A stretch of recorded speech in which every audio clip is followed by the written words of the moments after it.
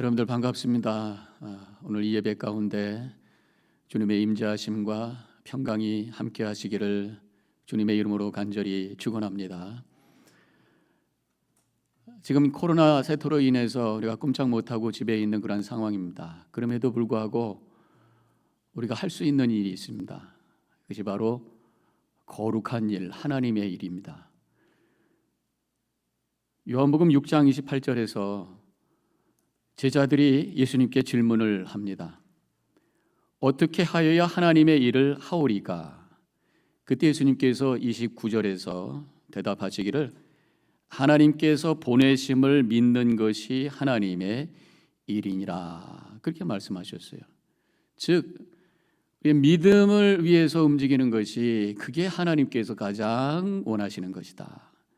우리가 밖에서 활동을 못하지만 우리의 믿음을 더 성장하기 위해서, 우리의 영혼이 더 깊어지기 위해서, 영성이 더 깊어지기 위해서 주님을 향해 가까이 가는 것이 주님께서 하시는, 우리에게 원하시는 일이요, 우리가 해야 될 일이요, 가장 가치 있는 일이라고 저는 그렇게 믿습니다.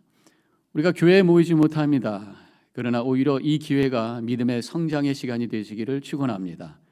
우리가 아무것도 하지는 못합니다. 그러나 우리의 영혼의 영적인 일이 더욱 활발해지는 시간이 되시기를 축원합니다. 제가 다시금 오늘도 믿음에 대한 말씀을 드려요. 지난주에는 겨자씨의 믿음에 대한 말씀을 드렸습니다. 오늘은 이 보배로운 믿음이라는 제목 가지고 여러분들과 함께 말씀을 나눌 텐데, 이 보배라는 단어 옛날 단어입니다. 요새 별로 많이 사용하지 않는 단어입니다만은 저는 이 보배 그러면 생각나는 것이 제가 초등학교 다닐 때 들었던 그 커머셜이죠. 텔레비전에서 나왔던 광고 음악인데 보배로구나 뭐 그런 건데 기억나세요? 소주 광고였습니다. 그 초등학교 때 어렸을 때 들었던 그 광고인데도 지금 수십 년이 지났는데도 기억하는 거 보면은 제가 뭐 머리가 좋아서라기보다는 이 광고가 얼마나 그 큰 효과가 있냐라고 하는 것을 알 수가 있는 거죠. 보배라는 단어보다는 보물이라는 단어가 좀 더 실감 날까요? 근데 보물 그러면 이 동화책 생각이 나니까 아마 여러분들이 이게 좀 잘 느껴지는 단어는 보석이라고 그러면 잘 느껴질 것 같아요. 주얼리, 가치 있는 겁니다. 귀한 겁니다. 아름답습니다. 그런데 사실 이런 세상의 어떤 보물, 보석은 잃어버릴 수가 있어요. 값지다 보니까 그것을 노리는 사람이 있습니다. 훔쳐가는 사람이 있어요. 제가 남쪽에서 목회할 때에 어떤 성도님들 가정에 도둑이 들어와가지고 캐시는 없었어요. 그런데 집안에 있었던 폐물을 아주 통째 다 가져갔다고 하는 말씀을 제가 들었던 적이 있습니다. 참 마음이 아팠어요.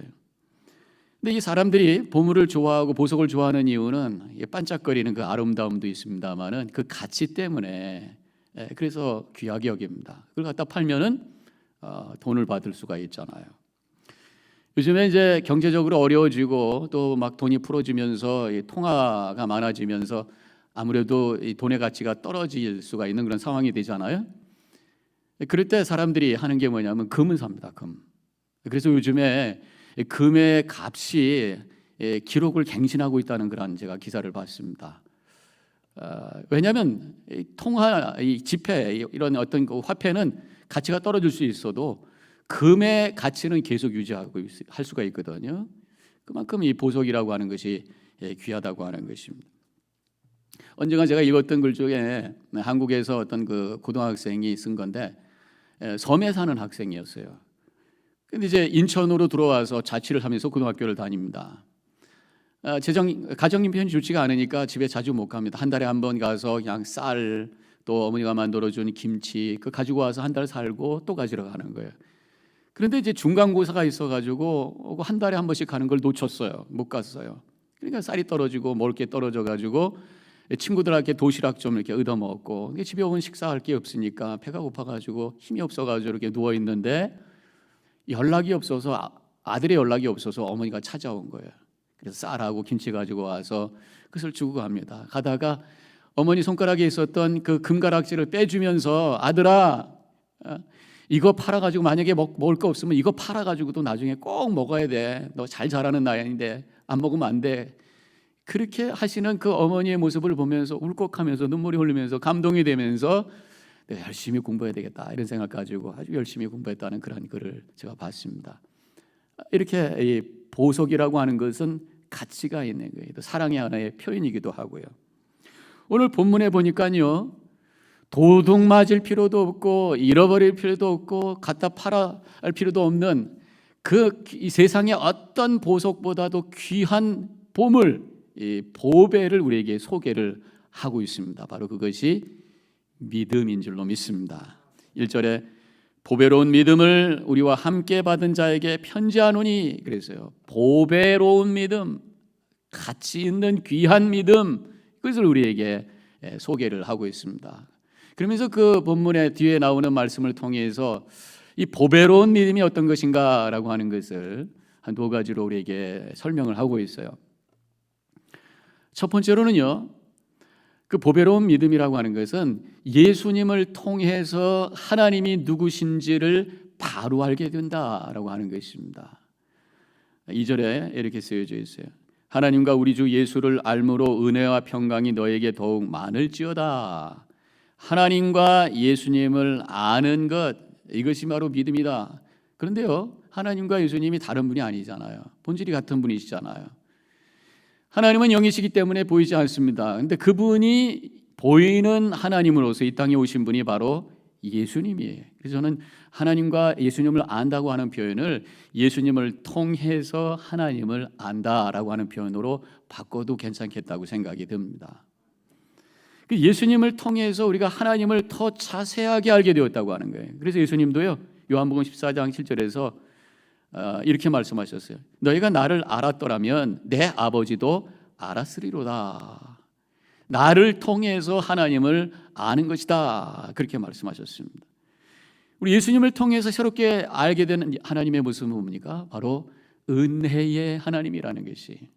그 당시 유대인들은요, 하나님에 대해서 율법으로만 알았습니다. 율법으로 알게 된 하나님은 법의 하나님, 또 공의의 하나님, 심판의 하나님, 벌 주시는 하나님, 두려운 하나님, 무서운 하나님이. 근데 예수님을 통해서 우리에게 새롭게 보여주신 하나님은 우리를 위해서 귀한 아들까지 주시는 사랑의 하나님, 우리의 죄를 그 믿음 하나로 사해 주시는 은혜의 하나님, 우리의 삶을 돌봐주시는 그런 자상한 좋으신 아버지 같은 하나님, 이것을 우리에게 알려주셨다고 하는 것입니다. 그것이 큰 우리에게 은혜요 기쁨이요 바로 보배로운 믿음이다 라고 하는 것이죠. 복음서에서 예수님을 통해서 하나님을 나타내는 어떤 표현을 찾아본다면 무엇보다도 저는 임마누엘이라는 표현을 생각할 수가 있습니다. 임마누엘이 뭡니까? 하나님이 우리와 함께 하시다, 그런 말씀이죠. 마태복음 1장 23절에서 보라, 처녀가 잉태하여 아들을 낳을 것이요 그의 이름을 임마누엘이라 하리라 하셨으니 이를 번역한즉 하나님이 우리와 함께 계시다 함이라. 예수님을 통해서 보여주신 하나님, 그 하나님은 멀리서 우리를 이렇게 보시면서 잘했냐 못했냐 감시하시는 그런 하나님이 아니라 우리 곁에 오셔서 우리와 함께 동행하시며 우리를 이끄시는 그 하나님, 우리와 함께 하시는 하나님, 그 하나님이 바로 우리의 하나님이신 줄로 믿습니다. 예수님께서 그것을 보여주셨다고 하는 것입니다. 우리 가운데 오셔서 우리를 이해해 주시고 우리의 고통 가운데 참여해 주시고 우리를 위로해 주시는 하나님, 그 하나님이 우리의 하나님인 것이에요. 임마누엘이라는 표현하고 거의 비슷하지만 또 다른 표현을 생각해 본다면 성육신이라는 단어를 생각해 볼 수 있습니다. 물론 성경에는 성육신이라고 하는 단어는 없어요. 그런데 요한복음 1장 14절에 보면은 말씀이 육신이 되어 우리 가운데 거하심에, 요 표현을 신학적 표현으로 바꾸면 바로 성육신, 인카네이션이라는 단어죠. 말씀이 육신이 되신 것입니다. 지금까지 하나님을 우리가 말씀으로 경험했는데 이제 보이시는 분으로, 예수님으로 이 땅에 오신 분이 바로 하나님이시다. 오셔서 하신 게 뭡니까? 왜 몸으로 오셨어요? 우리의 죄값을 치르기 위해서 대속의 제물로 십자가에서 찢기시고 죽으시기 위해서 몸으로 오셨다고 하는 것입니다. 우리가 십자가를 바라볼 때에 우리를 위해서 찢기시고 피 흘리시는 예수님을 바라보면서 우리를 용서해 주시고 우리를 의롭게 해주시는 하나님의 은혜를 고백하면서 우리가 할렐루야 찬양하는 거 아니겠습니까? 또 예수님께서 오셔서 한 인간으로서 인간의 삶의 모든 부분을 경험하시면서 우리의 아픔을 하시고 우리의 슬픔을 하시고 우리의 외로움을 하시고 모든 우리의 삶의 부분을 이해하고 계시는 분이 바로 우리의 하나님이시라고 하는 것을 우리 성육신하신 예수님을 통해서 보여주신 것이에요. 그래서 지금 여러분들 집에 계시면서 얼마나 많은 어려운 가운데 있으십니까? 특별히 우리 사업하시는 분들 가게 문 닫고 가게는 열었어도 손님이 없고 경제적으로 얼마나 힘드셔요. 또 아이들하고 씨름하시면서 얼마나 힘드세요. 또 혼자 계신 분들 얼마나 외로우세요.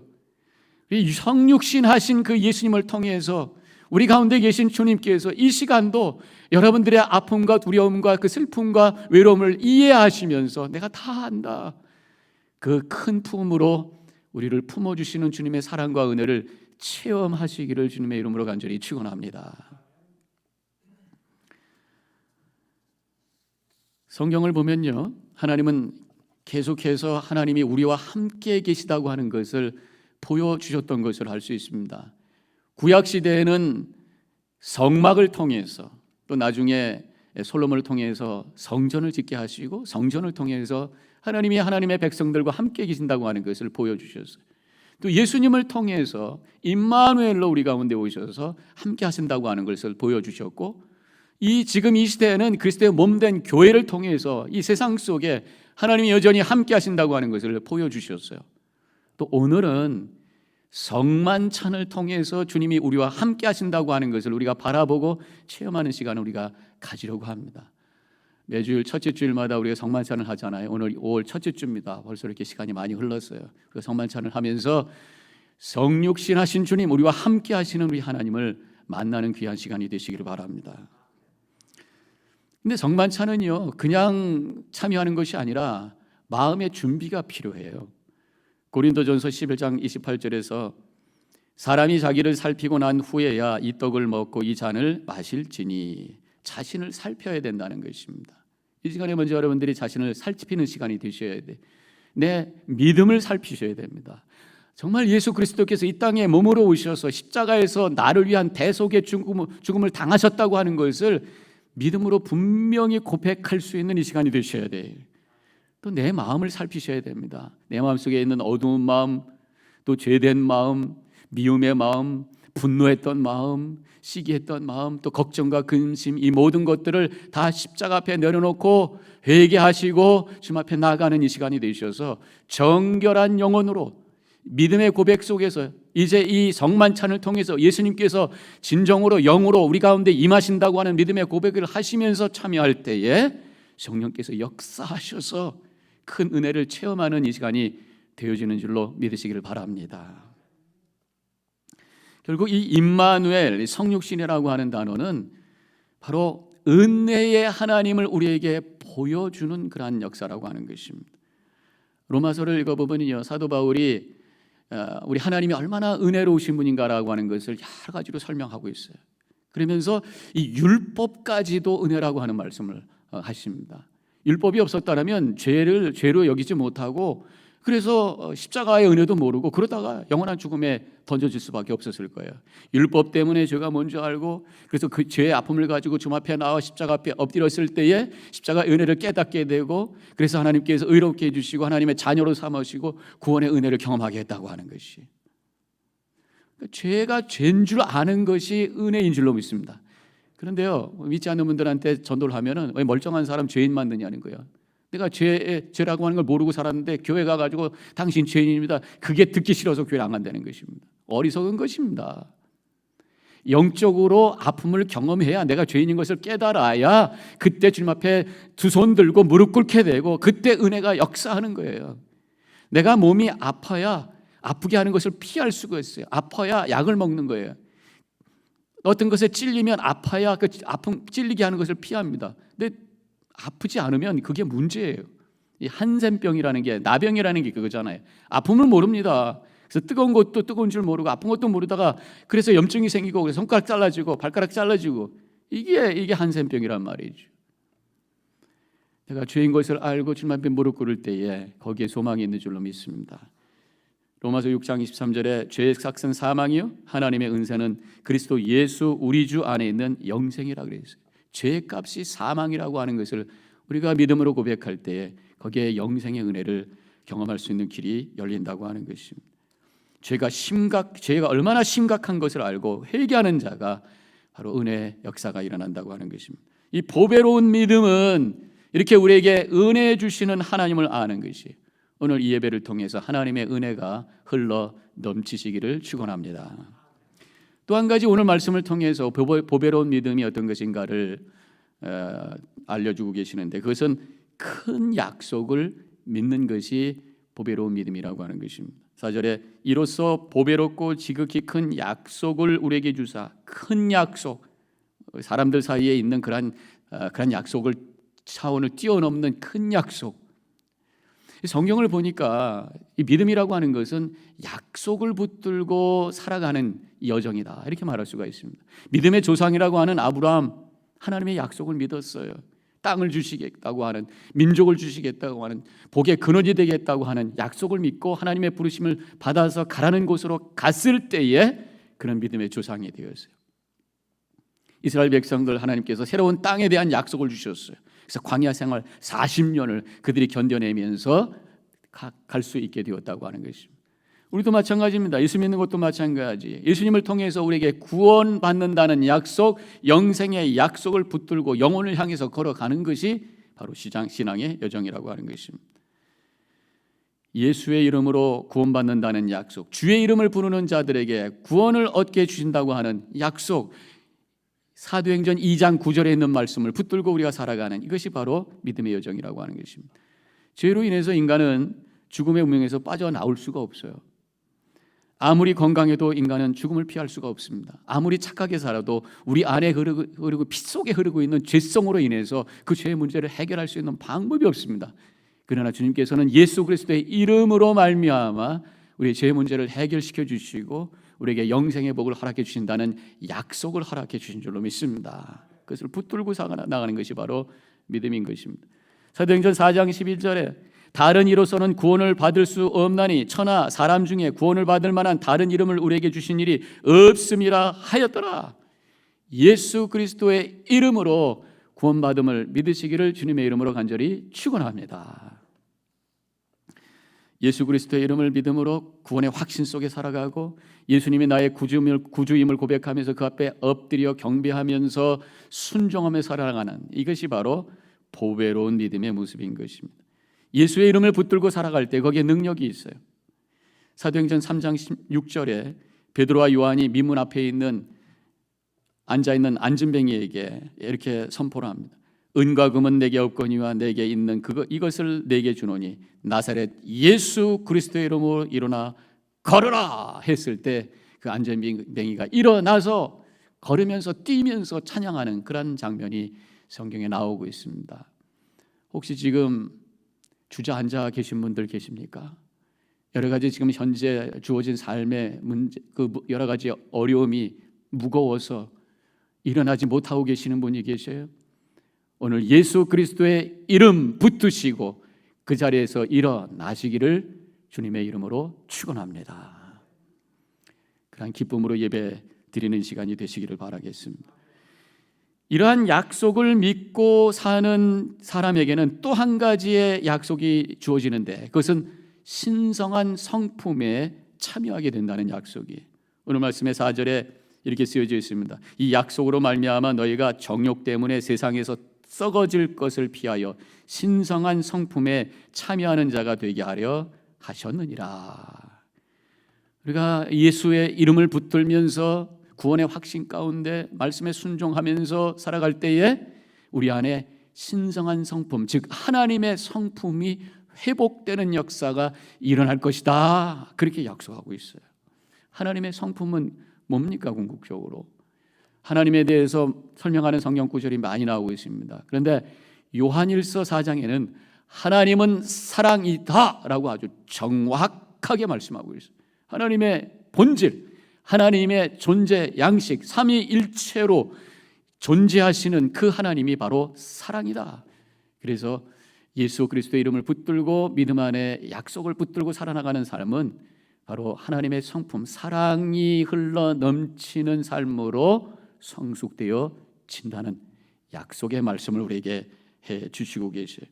그래서 5절과 7절에 그러므로 너희가 더욱 힘써 너의 믿음의 덕의 지식의 절제를, 절제의 인내를, 인내의 경건을, 경건의 형제의 우애를, 형제의 우애의 사랑을 더하라. 믿음에서 결국 어디로 가라고요? 사랑으로 가라고 말씀하고 있습니다. 근데 여기서 보면은요, 더욱 힘써 가만히 있는다고 그렇게 되는 것이 아니라 내가 믿음의 확신을 가지고 그래서 구원의 확신 속에서 자신감을 가지고 살면서 동시에 하나님의 성품 사랑을 회복하기 위해서 또 겸손히 엎드려지고 내가 그리스도와 함께 십자가에 죽었습니다 결단하면서 살아갈 때에 우리 안에 계신 성령께서 도와주셔서 결국은 하나님의 성품 온전한 사랑이 우리 안에 회복되어지는 역사가 일어난다고 하는 이 약속의 말씀을 믿으시기를 축원합니다. 우리가 지금 가정에 머물러 있습니다. 이번에 여러분들이 지내시면서 주님의 이 약속의 말씀을 붙드시고 예수 그리스도의 이름을 붙드시면서 이 사랑의 성품이 회복되셔서 여러분들의 가정이 지금까지 경험하지 못했던 가장 아름답고 행복한 에덴 동산이 회복되는 역사가 일어나시기를 축원합니다. 우리의 믿음은 세상의 어떤 것보다도 귀해요. 왜냐하면 그것이 생명이기 때문에, 영생에 대한 약속이기 때문에. 믿음은 오늘 말씀을 통해서 우리 깨닫게 되는 보배로운 믿음은 은혜의 하나님을 알고 구원의 확신을 가지고 능력을 바라면서 사랑을 나누는 삶을 살게 되는 것, 이것이 바로 보배로운 믿음의 삶이라고 하는 것입니다. 오늘 이제 우리가 함께 성만찬을 행할 거예요. 성만찬을 통해서 은혜의 하나님을 만나시고 나를 위해 십자가에 달리신 예수 그리스도를 다시 한번 믿음으로 고백하면서 그 능력으로 충만하시고 하나님의 사랑으로 가득 넘치셔서 하나님의 축복 가운데 에덴 동산을 경험하는 복된 삶을 살아나가는 우리 모든 성도님들이 되어주시기를 주님의 이름으로 간절히 축원합니다. 기도하겠습니다.